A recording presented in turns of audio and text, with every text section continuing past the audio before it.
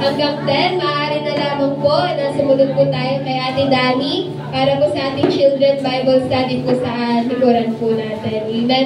At sa oras pong ito, hindi na po natin patatagalin pa. Atin pong ihanda ang ating mga sarili, gayon din po ang ating mga Bible. Sa umaga pong ito, handa na po ba tayo makinig ng salita ng Diyos? Amen! Hallelujah! Kaya po sa umagang ito, nais po natin ipakilala ang mga hayag po ng salita ng Diyos sa lugarin po ng JL Church, Santiago. Palakpakan po natin ang buhay, palakpakan po natin ang ating Panginoon sa buhay po ni Brother Marzen Deseo. Hallelujah!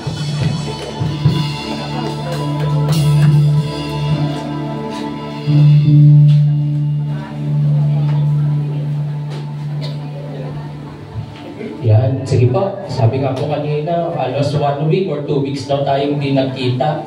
Di po ba patiin yung nga po yung pong katabi? Di po ng good morning yan, pakibati po. Yan, namiss niyo po ba yung inyong pong mga churchmate? Yung ating pong mga kapatid sa Panginoon? Amen. Dapat namimiss po natin. Amen po ba? Yan po. Sige po, ang tingnan po natin ngayon ay Christ's authority is the answer. Yan. Standing as one church. Amen. Sabi nga po, di po ba, nung nakaraan, nag-held tayo ng ating 47th year anniversary. Amen po ba? Lahat po ba'y nakapanood? Amen. Yung ibang araw, nakapunta. Di po ba? At kapag ganun, ang pinaka-natutuwa ako kapag nakaka-attend sa mga anniversary, di po ba parang ang lalong na, nai-inflame. Na kapag nakakarating ka roon, parang nagiging proud ka. Di ba? Nakabilang ka sa ministeryo na ito.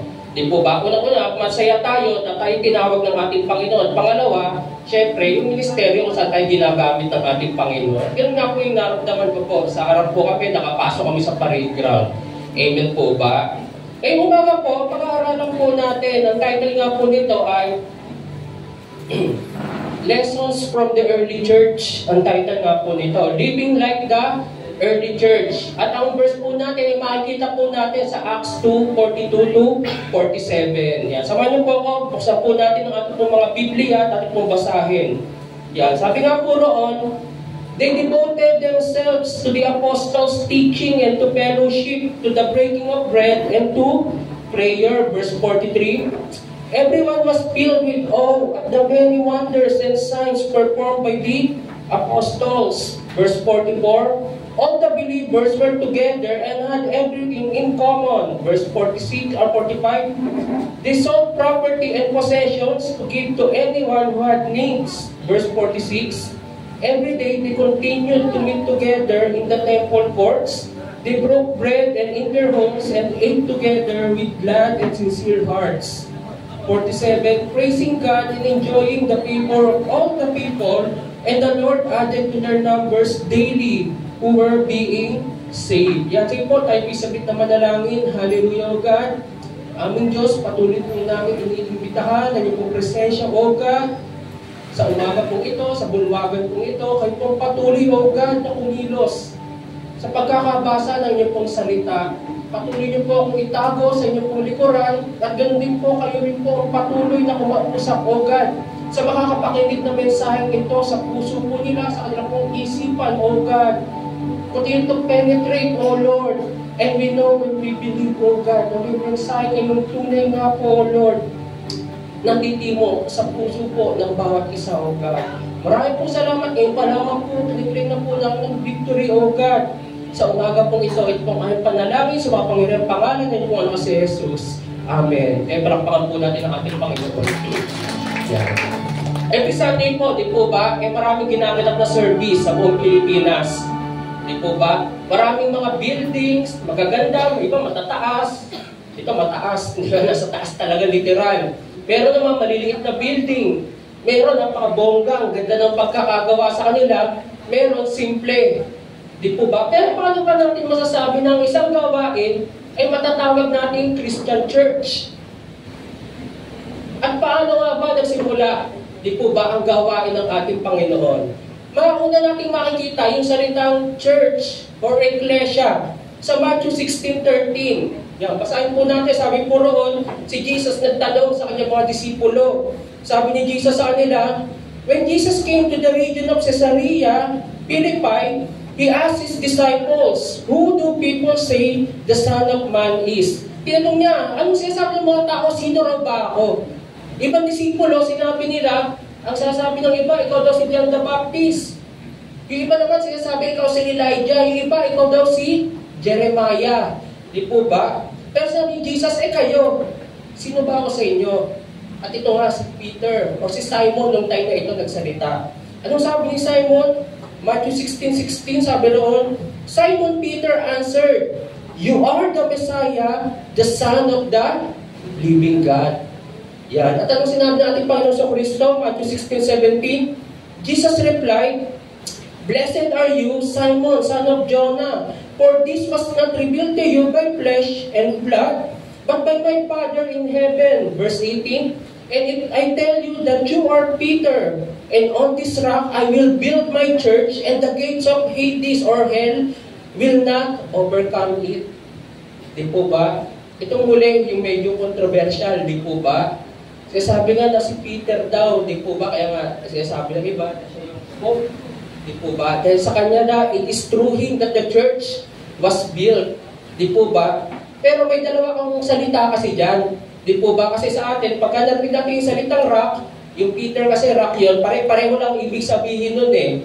Di po ba? Pero sinabi rito ni Jesus, Peter, Petros, di po ba? Ibig sabihin nun, maliit na bato. Di po ba? And on this rock, I will build my church. Ano sinabi ni Jesus? Ang ginamit na roon ay Petras. Anong ibig sabihin po nun? Maraming bato o isang malaking bato. Kaya ano sinasabi ni Jesus dito na pundasyon ng kanyang church, ng kanyang iglesia? Ang sinasabi niya, yung katotohanan na sinabi ni Peter, that you are the Messiah, the Son of the living God. Yun yung magiging pundasyon. Kaya ang bawat gawain para matawag natin ang Christian Church, kailangan unang-una, sinong itinataas? Si Jesus. At pangalawa, dapat yung mga tao na doon ay naniniwala na si Jesus ay tagapagligtas, Son of the living God, and therefore He is God. Di po ba? Kaya kapag ang gawain walang Jesus, hindi yun matatawag na Christian Church. Kapag ang gawain may Jesus, pero ang paniniwala naman si Jesus ay hindi Savior, na siya ay hindi Diyos, hindi pa rin matatawag na Christian Church yun. O pwedeng may gawain sila, building. Diba? Pwedeng ang ganda-ganda, katedral pa yung ginaganapan na service, pero hindi siya Christian Church. Kasi hindi sila naniniwala sa katotohanan that Jesus is the Messiah, the Son of the living God, and therefore He is God. At bakit napakahalaga na dapat si Jesus ang pundasyon at yung katotohanan na si Jesus ang Diyos ang pundasyon ng kahit anong gawain? Kasi may declaration dito, di po ba sa huli? And the gates of Hades or hell shall not overcome it. Kung si Pedro ang pundasyon ng church, di po ba? May kita natin, di ba? Si Pedro, naduduwag rin eh. Kahit matapang, naduduwag. Kaya the gates of hell will overcome it, di po ba? At kahit na sinong tao, di po ba? Apart from Jesus, apart from our God, hindi kayang ang kaaway, di po ba? Si Jesus lang, di po ba? Kaya dapat yun po yung pundasyon. At makikita po natin, kailan talaga nagsimula yung church. Di po ba? On the day of Pentecost, nung bumaba yung banal na Espiritu, di po ba? Sa mga disipulong nag-antay doon sa Jerusalem. May kita po natin, ang unang church ay composed ng mga perfectong tao ba? Yun ba yung qualification doon sa unang church? Di ba hindi? Ano po ba? Mga taong kinasihan ng banal na Espiritu. Kaya kung banal na Espiritu ay nasa sa atin, tayo tumanggap at kumilala sa ating Diyos, then we have a church. Amen po ba? At anong ginawa nila? Di po ba? Noong time na iba, may microphone na? Di po ba? Alam ko na, nararamdaman ko. Siguro nabuhay ako noong time na yun. Wala na. Siyempre, ang boses ko, hindi talaga gano'ng kalakas. Di ba? Dati wala silang microphone na, di po ba? Wala silang mga social media, wala silang mga PowerPoint. Di po ba ano lang meron sila nung nagsimula sila? Di po ba pananampalataya, tapang, di po ba fellowshipping yung bawat isa? And most of all, the Holy Spirit, yung kasama-sama nila. At ang gawain nga nag-prosper, lumago. Di po ba? Ano rin yung ginagawa nila? Binasa natin kanina sa Acts 4. Di po ba? They go in each other's home.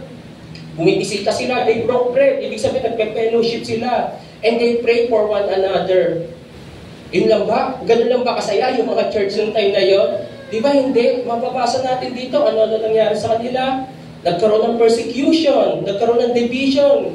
Kahit na temptation nagkaroon Pero anong nangyari? Nagkatotoo yung declaration ni Jesus that the gates of hell shall not overcome it. Amen po ba? Mas makapangyarihan po ang ating Diyos.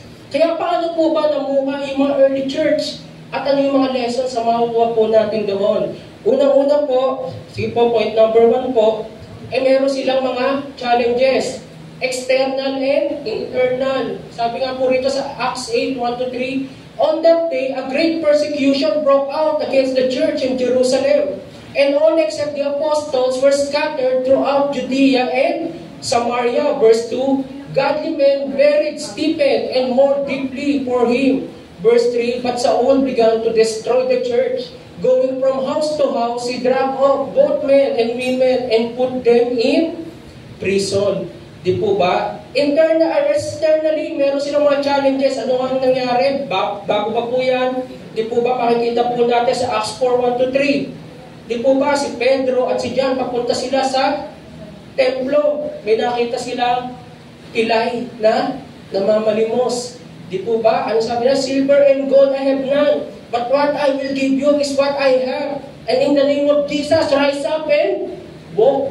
Kung ganun lang po yung nangyari, walang problema, walang persecution na mangyayari. Nagpagaling nga Di po ba? Walang persecution. Ang problema, yung after niya magpagaling, nag-preach.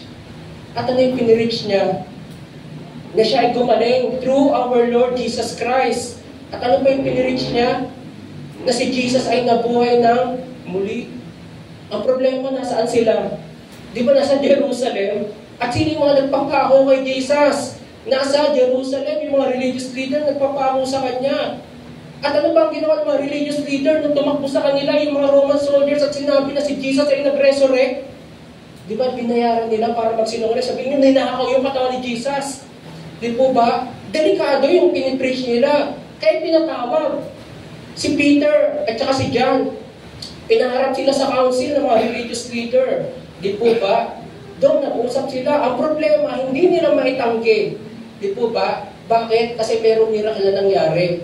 Kapag ang mensahe nung time na iyon ay may kasamang miracle, ibig sabihin yung mensahe mo galing sa ating Diyos. Ito, kilala nila yun. Hindi nakapaglakad yun, nakapaglakad. Kaya hindi nila makontra nung time na iyon. Pero pinagsabihan nila, ano sabi nila? O sige, okay na kayo. Pero wag nyo nang ipapangaral yung pinangangaral nyo. Pigilan nyo na yan. O goods na tayo, di po ba? Doon na, di ba? Nakita na natin, may warning na. Pangalawa, di po ba? Kayo kay Stephen naman sa Acts 7:54-60. Di po ba? Anong nangyari? Si Stephen, isa sa mga unang workers, ang natawag natin, di po ba? Biyan, doon sa mga unang apostoles na nakatanggap ng banal na spirito.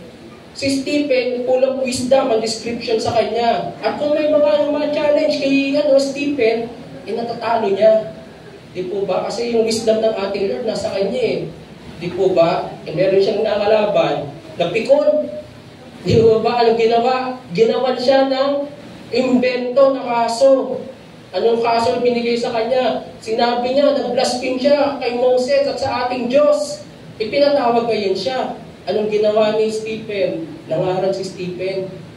Hindi po ba? Pero nag-init talaga ang ulo ng mga nakikinig sa kanya nung sinabi niya, and I see Jesus standing at the right hand of God. Yun na naman, si Jesus na naman, narinig nila, nanggigil sila, ang ginawa nila, binato nila.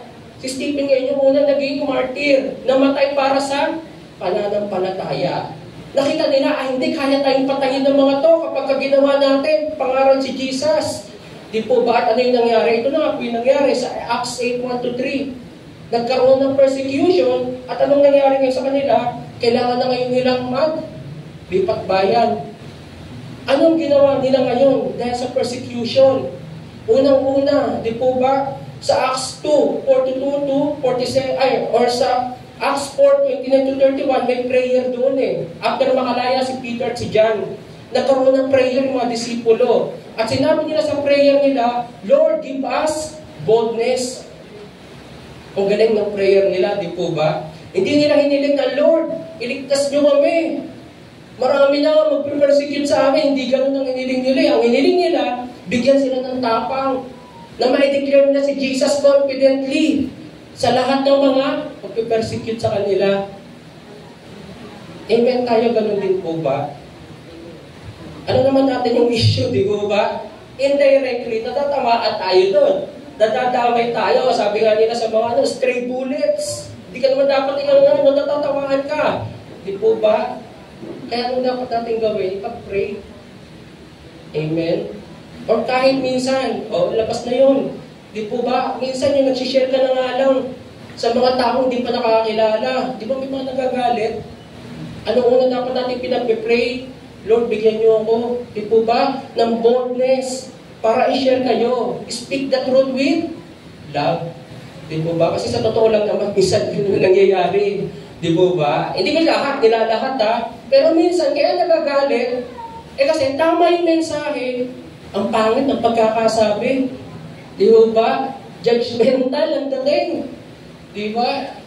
Kapag ka may po sa FB, may kandila, di ba? Ibig sabihin na matayan. Di ba? Bigla ka mag-post, may impyerno. Kapag hindi ka nakatanggap, ito yung parang cartoons, may impyerno ka. Pagka tumanggap ka na sa langit, di syempre ngayon yung mga kabasa ko may inis. Di po ba? Hindi kayo speaking the truth with love kapag ka gano'n. Kaya minsan na-offer dahil pero syempre minsan hindi naman tayo gano'n. At ako wala sa inyong gano'n. Di po ba? Mababait tayo mag-share. Di po ba? Pero na-inspire sa atin. Di po ba? Ang prayer natin gaya ng mga apostoles ng tayo ngayon, Lord, give us boldness kahit ganito. Samahan niyo po kami. Amen po ba? Ganon din, ang napalakas din sa mga disipulo nung time na iyon, ay yung fellowshipping nga nila. Yung sabi nga noon, they grow into each other's home, they broke bread, they pray for one another. Ibig sabihin po, naging involved sila sa buhay na bawat isa. Kilala nila yung bawat isa. Alam nila yung sitwasyon ng buhay ng bawat isa. Hindi para i-chismis. Di po ba? Para may panalangin. Alam ko yung problema mo, and I will pray for you. Ganon sila ka-involved. May fellowshipping sila. Di po ba? Hindi natatapos sa gawain yung pagsasama-sama nila. Amen po ba? At dahil ginagawa nila yung bagay na yun, nakakapagpalakasan sila. Di po ba? Na kahit may persecution, okay sila. Amen po ba? Tapos ano yung ginawa pa nila? Di po ba na maganda? Di po ba yung pangatlo? Ito nga, sa verse na ito, sa Acts 8, 1-3. Di po ba? Yung nagpunta na sila sa iba't ibang lugar. Or Acts 8, 4 pala.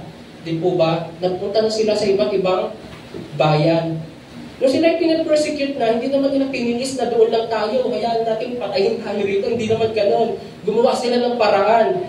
Di po ba? At pumunta sila sa iba't ibang bayan. May nabasa nga ako, sinabi nga, iniadya na raw at talaga ng ating Diyos yun. Kasi sobrang fellowship nila, masaya na sila na magkakasama sila sa Jerusalem. Ano bang bilin ng ating Diyos sa Acts 1:8, and you will receive power. Di po ba? At magiging messenger sila, di ba? All throughout Jerusalem, Judea, Samaria, and to the ends of the earth. Puro Jerusalem na lang. Di na napunta sa Judea, Samaria, and to the ends of the earth. Naiwan na. Di ba? Nalimutan na. Di po ba? Kaya baka inalaw rin ng ating Diyos yun para sila naman ay lumabas. Oo, alam ko, gusto nyo kasama nyo bawat isa. Di ba? O bakit mo sa atin baliktad? Gusto natin magkahiwalay na tayo after na hindi tayo kasawa ng fellowship, di ba? Pero sila hindi, sobrang mahal na isa't isa. Pero hindi ang pagkakatawag ng ating Lord, hindi lang kayo tayo magkakasama to share the gospel. Anong ginawa nila nung time na ito? Yung challenges na nakukonfront sa kanila, nakaharap nila, na sila yung pinapersecute, ginawa nila opportunity. Amen po ba?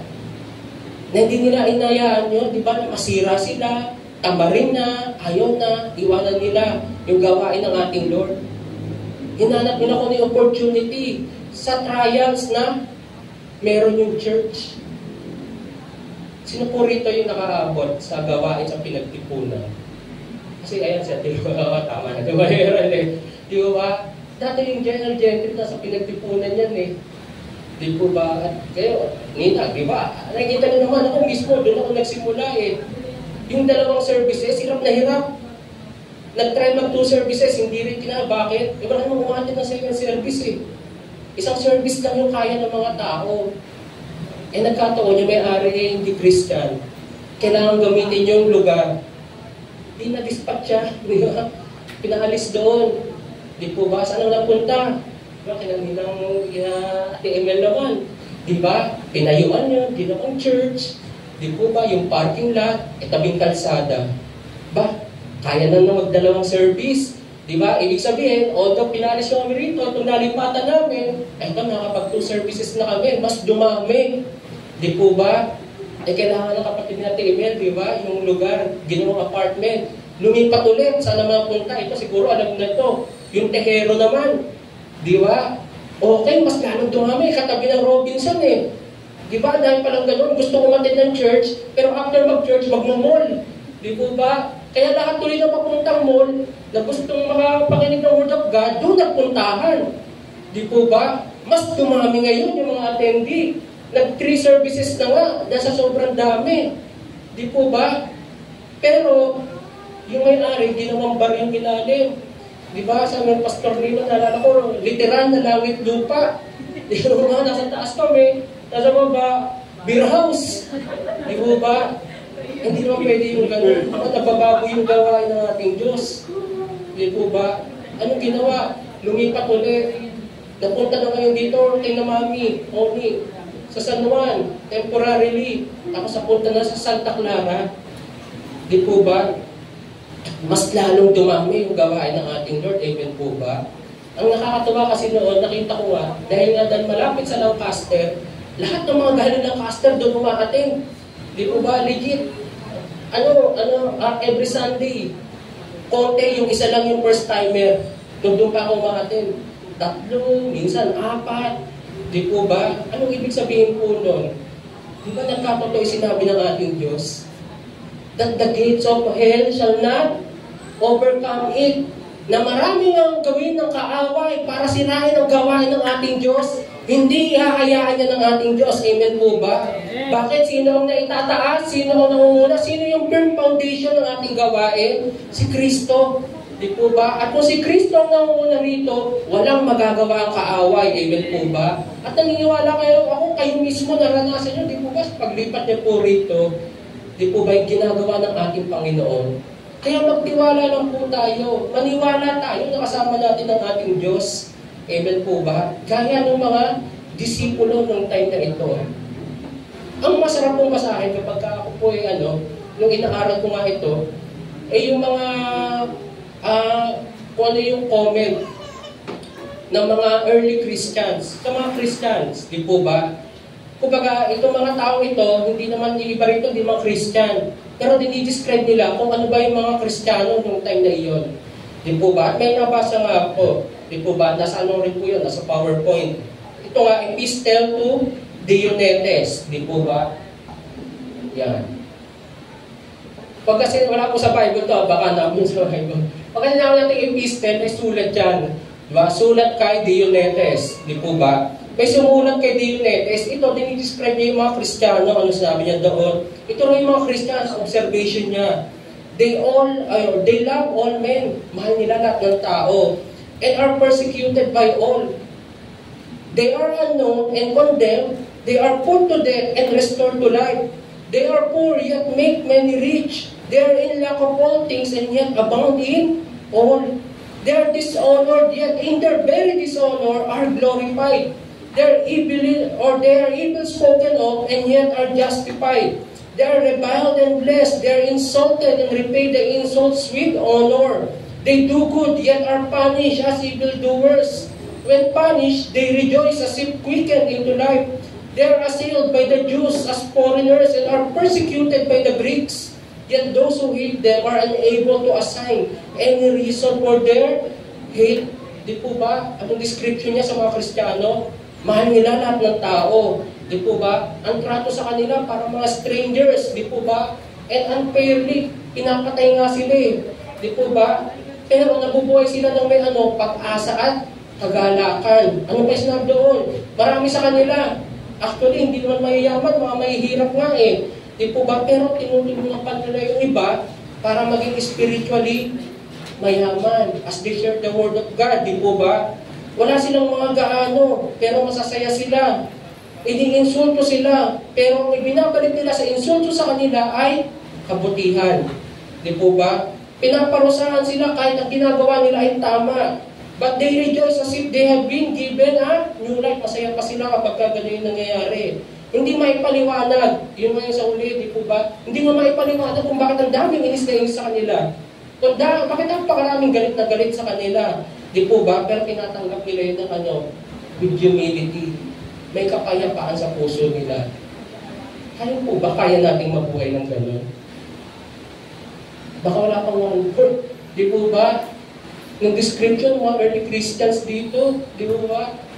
Pero kakayanin natin siguro yun, by the grace of God. Di po ba? Ganun yung paningin sa kanila ng ibang tao. Meron pa po, may sinabi nga po rito, si Aristides naman, sumulat siya kay Emperor Hadrian, di po ba, ng Rome. Ito yung description niya naman sa mga Kristiyano. Sabi niya, every morning in all hours on account of the goodness of God towards them, they render praise and laud Him over their food and their drink. They render Him thanks, and if any righteous person of their numbers passes away from the world, they rejoice and give thanks to God, and they follow His body as though He were moving from one place to another. And when a child is born to them, they praise God, and if again the chances to die in its infancy, they praise God mightily as for the one who passed through the world without sins. Di po ba? At sinasabi rito, lagi silang nagpupuri sa ating Diyos kahit sila'y kumakain lang. Di po ba? At kung sinabi rito, kapag may pinanganak na bata, nagpupuri sila sa ating Diyos. At kapag yung pinanganak naman na yun namatay, nagpupuri pa rin sila sa ating Diyos. Di po ba? Ano makikita po natin sa mga description ng mga taong ito sa mga unang Kristiyano? Full of positivity. Amen po ba? Masasaya sila kahit anong sitwasyon. Di po ba? Yun yung nakikita nila. Kaya nga po sa Acts 9:2, sinabi roon, di po ba? Saul asked for letters to the synagogues in Damascus, so that if he found anyone belonging to the way, whether men or women, he might bring them as prisoners to Jerusalem. Anong tinawag niya sa mga Kristiyano noong time na ito? Ang tawag niya ba mga Christian? Di po ba? Di ba hindi? Ang tawag niya ay the way. Bakit sila tinawag na the way? Kasi meron silang klase ng pamumuhay na ibang-iba sa mga tao sa paligid nila. Makikilala nila, hindi nila nakilala na ito'y Christian dahil dinideclare ko, ang t-shirt ko. Di ba? I am crucified with Christ, di ba? Nakilala silang Christian dahil hindi sila paulit-ulit na sinasabi, Christian ako. Di ba? Anong ginagawa mo dyan? Nagbabasa akong Bible. Di ba? Di ba? Hindi niya paulit-ulit na sinasabi na Christian sila. Pero nakilala silang Christian. Bakit? Kasi meron silang pamumuhay na ibang-iba sa tao sa paligid nila. Kaya nakilala silang the way. Amen po ba? And I pray ganun din po tayo. Amen po ba? Pero baka sabihin natin, di po ba, na parang ang dali naman kasi sa kanila. Siyempre, given na, merong mga tutuligsa. Paano naman sila? Baka naman sila doon, nagmamahalan. Di po ba? Wala silang issue. Actually, internally, may mga issue pa rin sila as a church. Di po ba? Hindi yan laging, ang masasaya. Di po ba? Ano ba yung mga naging issue nila? Di po ba may time na nag-away-away? Bakit nag-away-away? Kasi iba-ibang kultura. Di po ba? Yung iba, Kristiyanong Hudyo. Yung iba, Kristiyanong Hentil. Yung mga Kristiyanong Hudyo, sila yung mga naunang Kristiyan, gusto nila, maging Hudyo muna kayo, gawin niyo yung ginagawa namin as a Jew. Bilang mga Hentil.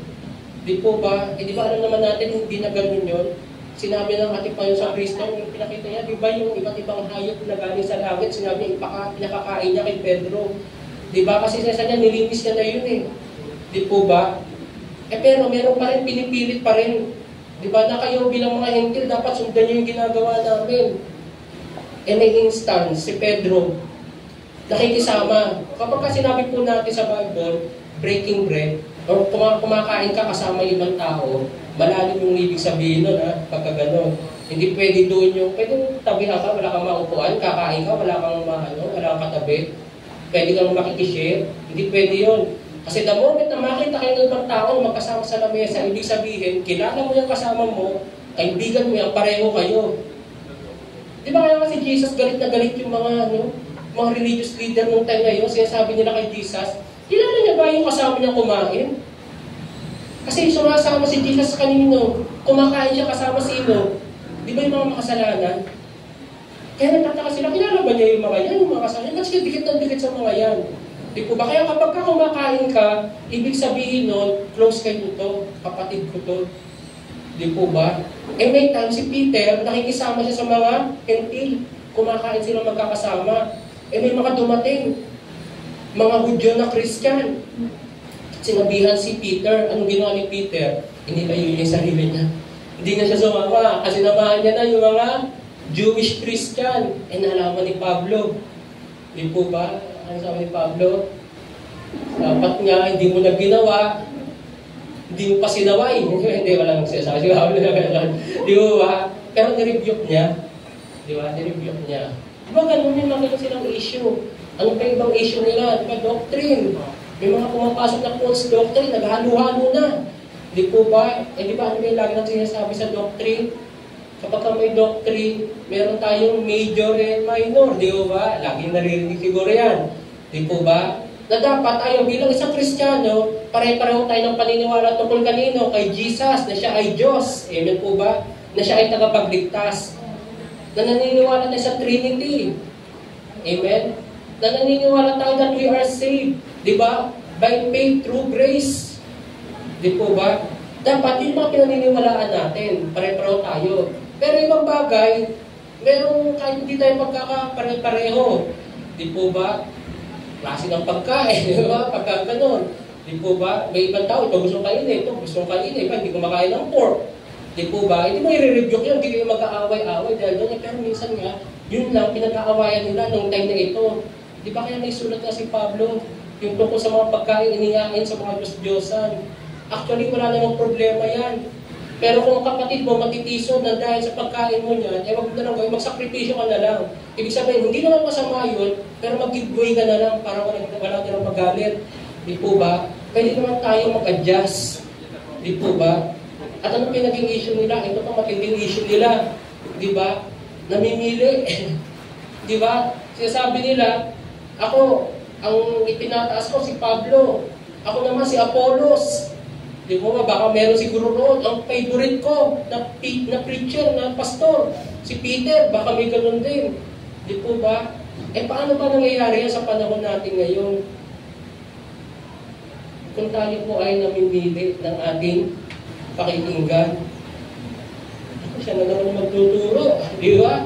Log off na ako, patay na ang aking connection. Di ba? Magigising na lang yan kapag katapos na, nagpipray na. Di ba? Hindi ko trip yung nagtuturo. Di ba? Alam mo na namin, naantok ako kapag kayo na nagtuturo. Di ba? Hindi ako nabibless. Di ba? Hindi mo palusot. Hindi ako nabibless kapag kayo na nagtuturo. Hindi ko mabibless talaga. Tulog ka eh. Hindi ka nakikinig eh.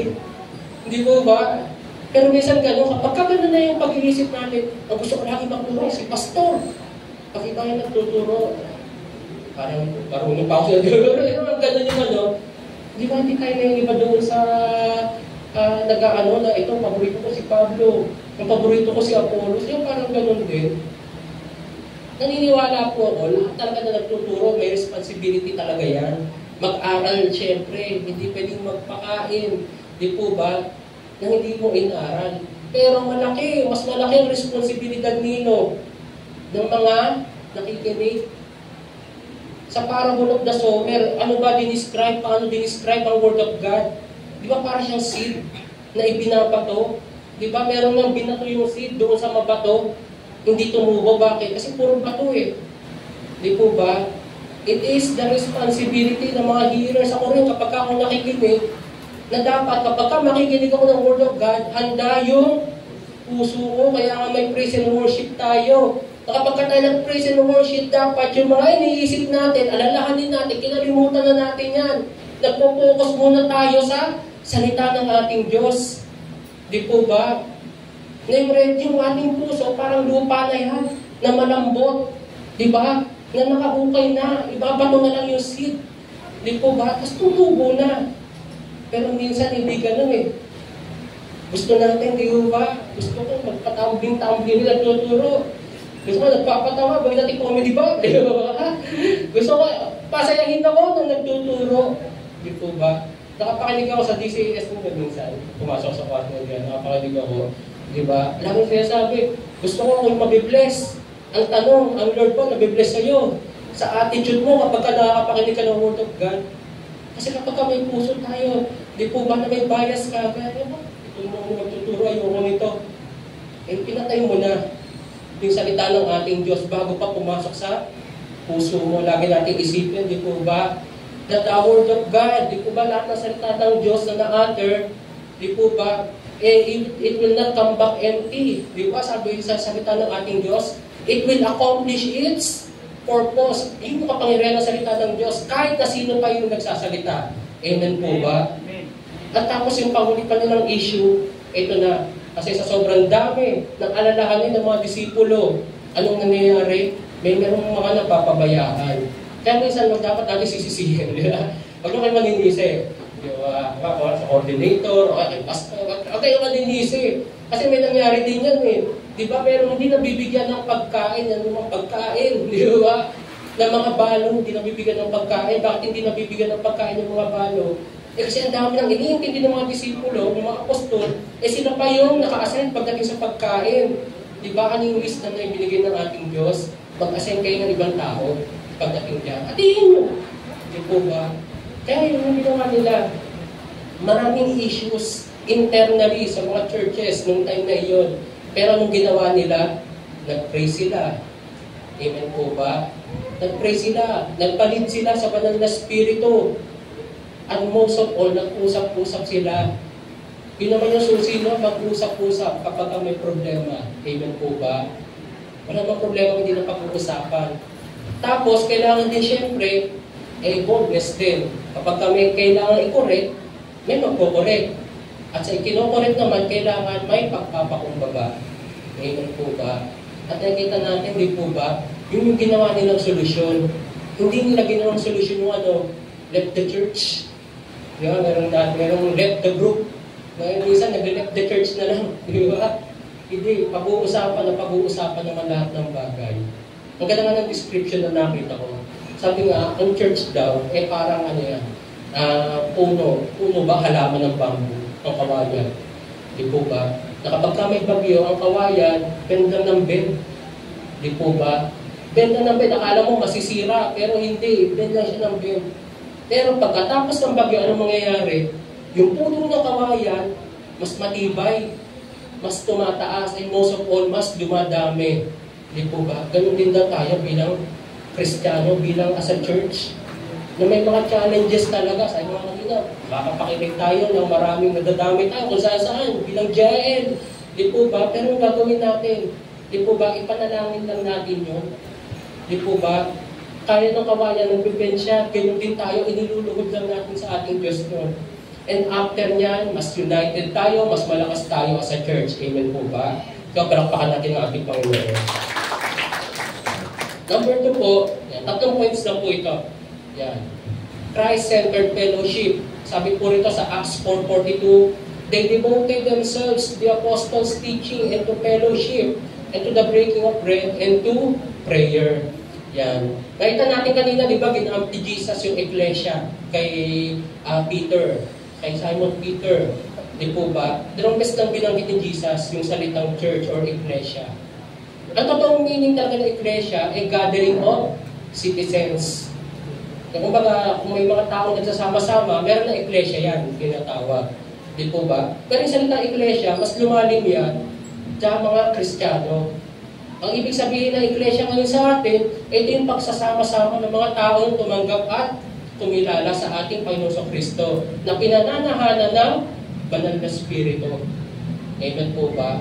And because the Holy Spirit is in us, tinatawag tayo ng ang banal na spirito na na magkasama-sama. Na kapag Sunday services, di po ba gusto natin na mangyari talaga that there are 2 or 3 gathered in my name. I am in the midst of them.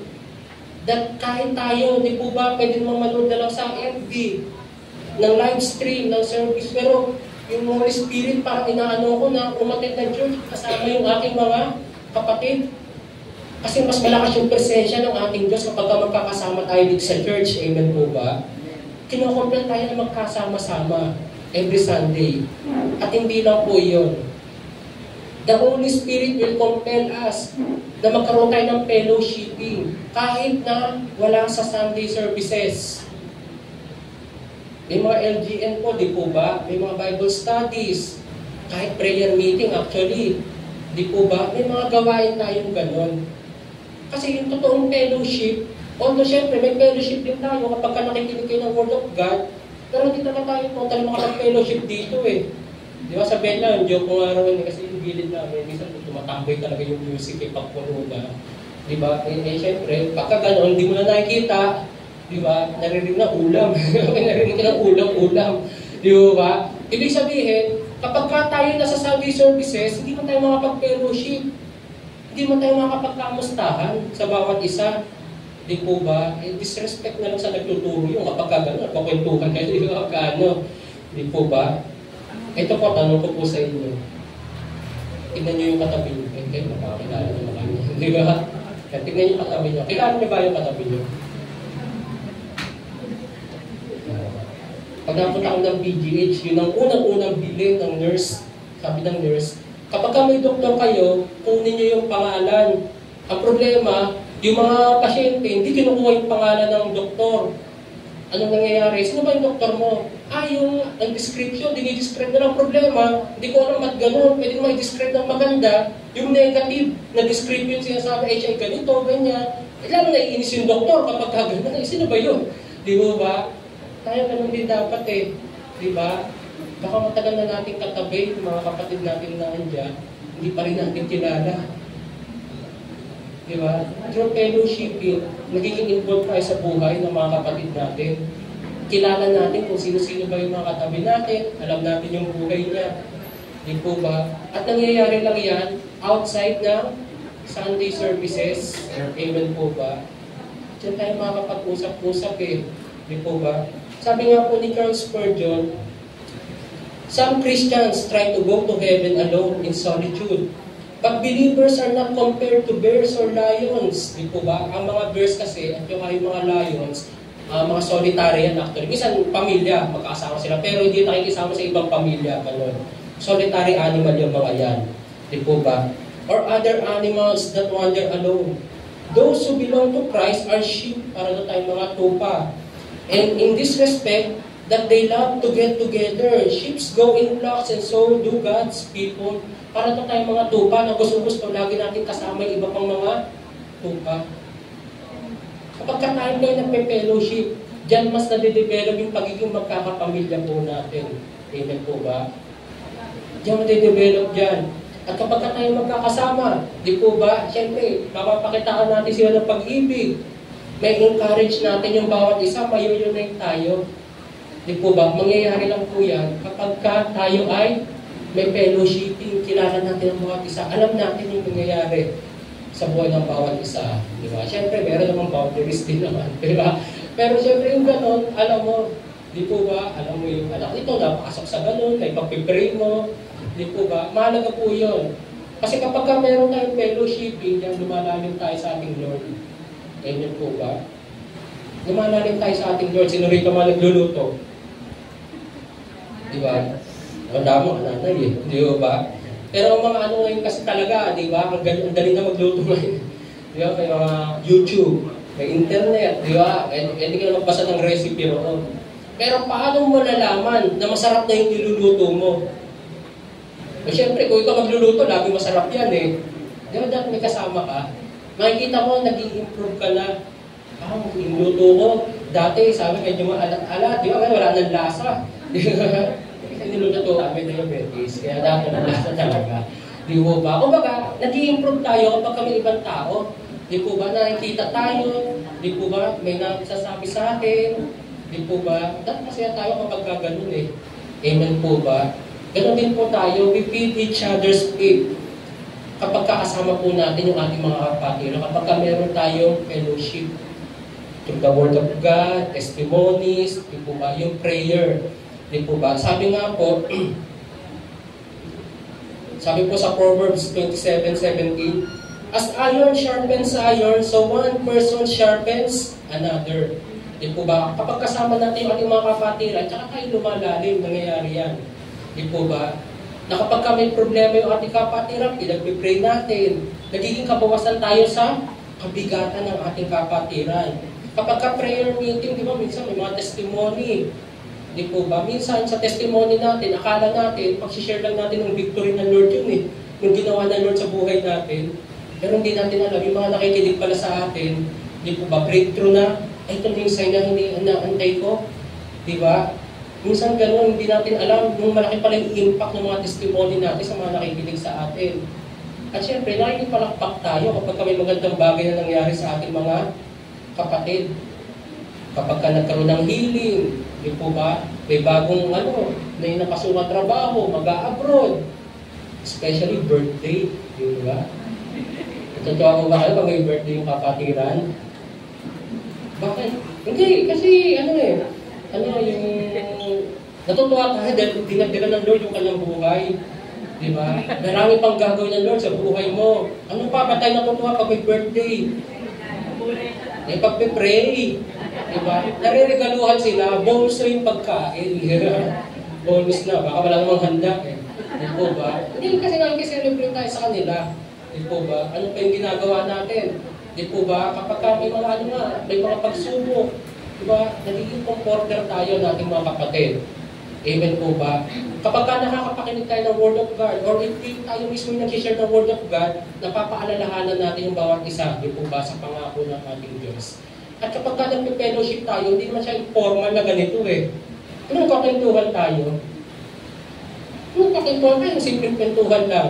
Di po ba? Minsan nakakakwentuhan mo yung sa kapatiran. Di ba? Siyempre, iba naman kwentuhan, di ba? Iba yung kwentuhan at Christmas, di ba? Kwentuhan naman na para sa Lord. Di ba? Ang kwentuhan, di ba? Na-share mo, noon, di ba? Ako, ganito ako sa kapatid ko eh. Pero napatawad ko, gano'n rin yung sitwasyon ko. Di ba? O kaya, ito yung pinakamaganda actually. Noong una kasi ako umattend sa church, at tingin ko talaga sa mga nag-church, sa mga worker, sa parang perfecto. Nahihiya ako eh. Kasi kilala ko sarili ko, hindi rin ako perfecto eh. Kasi pa sila gano'n. Pero nung na-involve na ako, KKB noon, lagi may KKB nagsishare sila, may mga struggles din pala sila, pinagtatagumpay rin lang sila ng ating Panginoon. Kaya rin gawin ng Lord sa buhay. Kaya pagka nagkakakwentuhan, di po ba?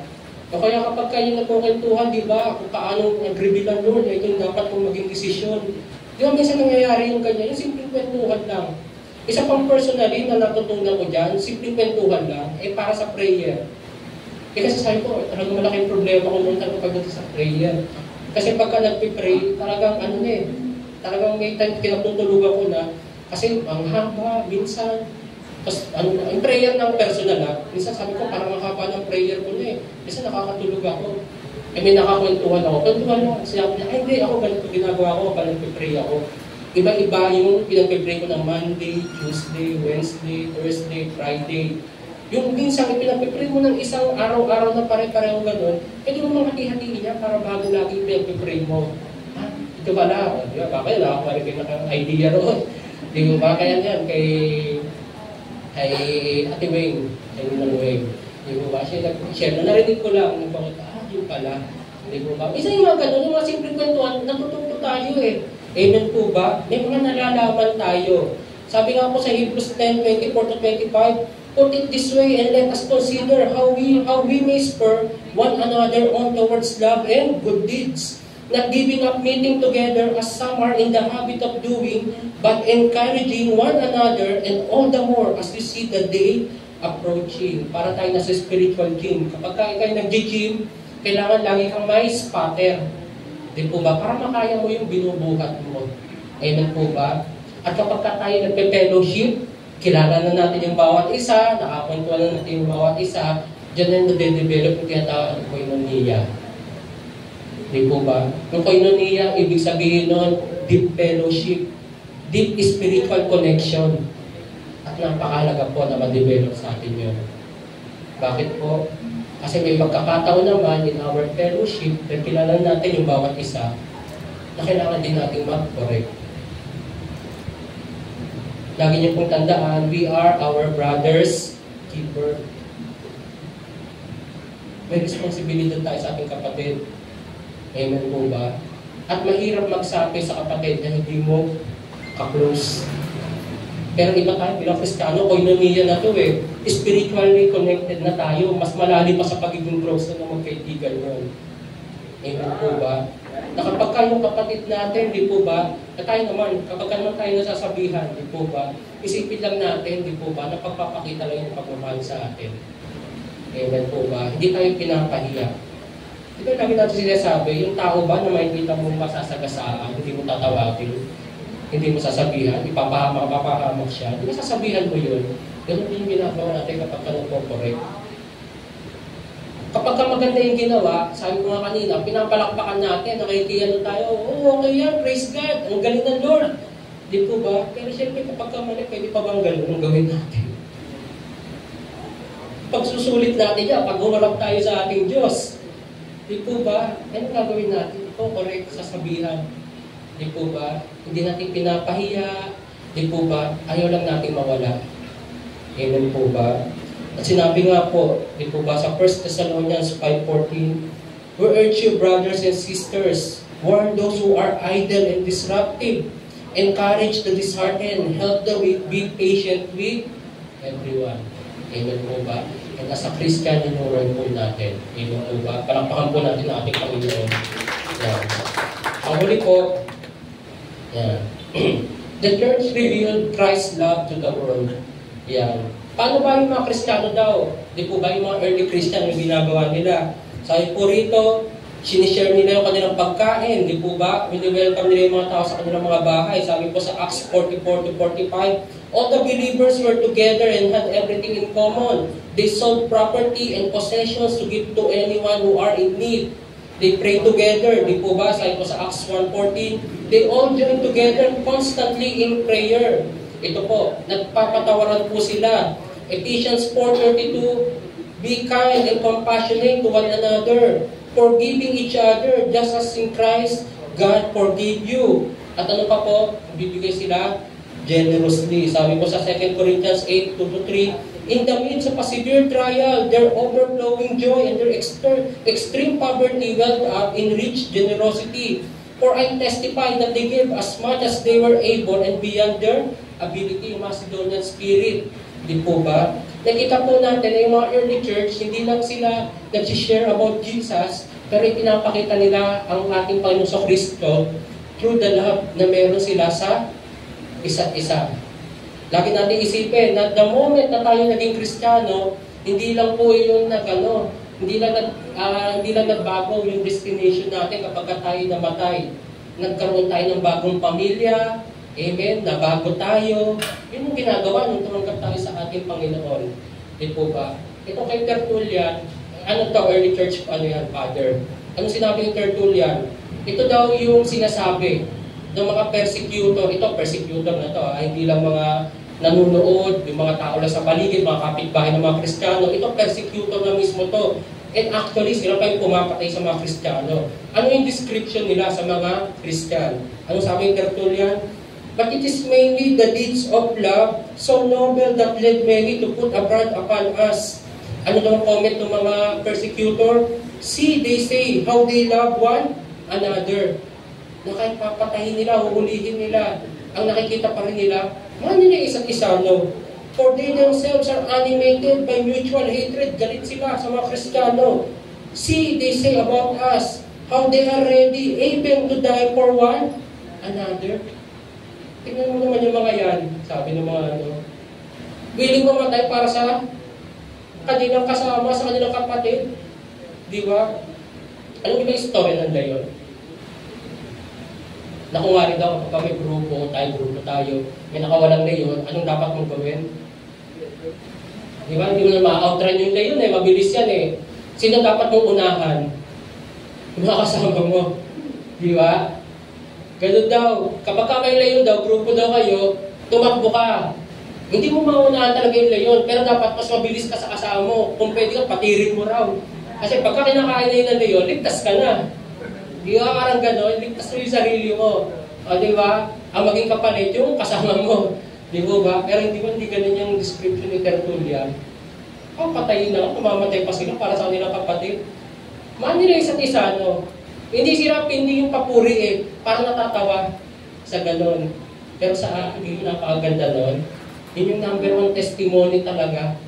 Amen po ba? Ng Kristo sa buhay natin. Di ba? Kung kaya natin magsakripisyo para po sa ating mga kapatid. Di po ba? Si Aristides Celestia, matatapos sa buhay ko, sabi niya po roon, they abstain from all impurity in the hope of the recompense that is to come in another world. And for their servants or handmaids or children, they persuade them to become Christian. Paano nila nakukumbinsin? Yung kanilang mga tauhan, yung kanilang mga anak para maging Christians, by the love they have for them. And when they became so, they called them without distinction brothers. They do not worship strange gods, and they walk in all humility and kindness, and falsehood is not found among them. And they love one another. When they see strangers, they bring him to their homes and rejoice over him as over a true brother, for they do not call themselves or after the flesh, but those who are in the Spirit of God. Ang sabi noon, na nawibin nila yung kanilang pamilya, kanilang mga anak, yung kanilang mga tauhan, sa paanong paraan. Diba? Hindi ko sinasabi na kapag kami magulang dito, hindi nyo pa-attendin talaga sa church, hindi ganun eh. Pero alam naman natin, di ba, na ang kaligtasan, hindi lang yung sa pag-attend eh, personal na kaligtasan. Pero paano na personal na tumatanggap mismo yung mga anak ng mga Christian? Kasi nakikita nila yung pagmamahal ng bawat isa sa church. Nagmamahalan sila. Amen po ba? Yun yung ginagamit, yung mga servants, ganun din. Ang nakakatuwa pa nga, ang tawagan daw nila sa bawat isa ay brothers. Siyempre, meron tayong mga sisters, brothers and sisters. Di po ba? Ganun yung tawagan nila sa bawat isa. At kapag may nakita silang strangers, hindi nila kilala at nalaman nilang Christian, automatic, pamilya na ang turing nila. Amen po ba? Ganun na rin nagiging turing nila. Hindi dahil sila magkadugo, hindi dahil kakilala, dahil alam nila yung banal na spirito na sa kanya rin eh. Gaya natin, paano yung banal na spirito ay nasa sa atin. Amen po ba? At ganoon din po tayo. Yan sa ating po pagtatapos, kaya nga po din po ba, meron dineclare a new commandment. Di po ba iniiwan sa atin ni Jesus? Sabi po sa John 13:34-35, a new commandment I give to you, that you love one another just as I have loved you. You also are to love one another. Bakit kailangan natin magmahalan bilang magkakapatid? By this, all people, yung mga tao ngayon sa paligid natin, will know that you are my disciples. If you have love for one another, na mas nakikita si Jesus sa buhay natin kapag nakikita nila nagmamahalan tayo rito bilang magkakapatid, bilang churchmate, pamilya tayo rito. Amen po ba? Palakpakan po natin ang ating Panginoon. At ito conclusion, the early church was not perfect, but it was powerful because it was faithful. Despite challenges, they remained devoted in their fellowship. Christ was at the center, and through their love, the world saw Jesus. Let us not just admire the early church, let us become it. Gayahin natin yung ehemplo po nila. Sige po, tayo po'y manalangin. Hallelujah, O God. Aming Diyos, patuloy po namin nalalapit sa inyo, O God. Ang gawain po namin. Lord, alam po namin that apart from you, O God, this ministry will not survive, O God, na ang kawawa ay mananagumpay sa gawain nito. Pero salamat, Panginoon, at sinasawangan niyo po yung gawain po namin ang Jesus Your Church, especially yung gawain niyo po rito sa Navarro. We thank you for the souls, Panginoon, na dinadala niyo po sa gawain ito. And as there are new souls, O God, na kami, may mga namimit, we pray, Panginoon, na makita nila yung pagmamahal po ninyo sa buhay po ng bawat isa po sa amin, O God. that through the love that we show to each other, O God, bilang magkakapatid, Lord, maniwala sila na may Diyos na nagmamahal sa kanila. Lord, anumang Panginoon, bitterness na maaaring meron, any quarrels, O God, Lord, patuloy niyo pong pawiin yung mga ito. Tanggalin niyo po ito, matuto kami magpatawad at palitan niyo po ng pag-iibigan, O God, gaya ng pag-ibig niyo po sa amin. Lord, may we learn to sacrifice, O God, for our brothers and sisters, O Lord. At alam po namin, maganda ang plano niyo po, Lord. Maganda yung gagawin niyo po sa gawain po namin. Maraming po salamat. Kailangan niyo po ang bawat isa. Alam niyo po yung pangangailangan ng bawat isa. Kayo po patuloy na pumatagpo nito. Ito po ang panalangin sa kapangyarihang pangalan na ito ng si Jesus. Amen. Mahal tayo ng ating Panginoon. Amen. Amen. Po. Tayo pong lahat ay tumayo at ating i-declare ang victory sa mapagpalang salita ng ating Panginoon. Amen.